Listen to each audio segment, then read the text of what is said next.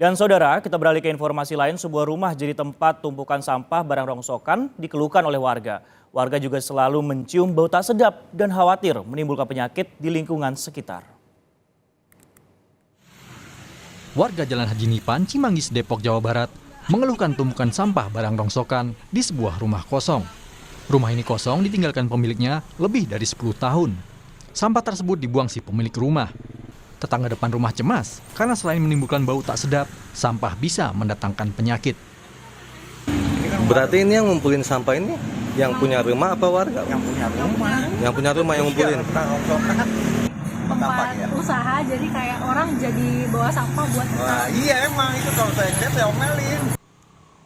Menurut Ketua RT setempat, pemilik rumah sudah mendapatkan teguran tertulis sejak bulan Juli lalu. Namun barang rongsokan tersebut hanya dimasukkan ke dalam karung. Sudah 2 kali Selasa lisan itu sudah saya minta supaya dibersihkan. Memang maksud saya barang yang masih yang laku dijual itu supaya dipilih terus dijual. Kalau yang nggak laku ya dibersihkan, dibuang.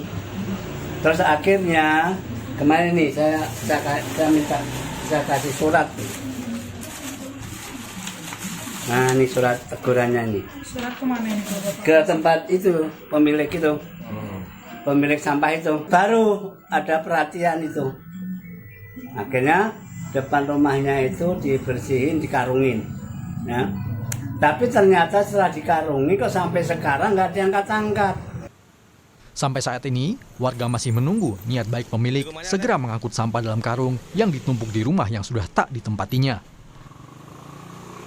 Hidayatul Mulyadi, Kompas TV, Depok, Jawa Barat.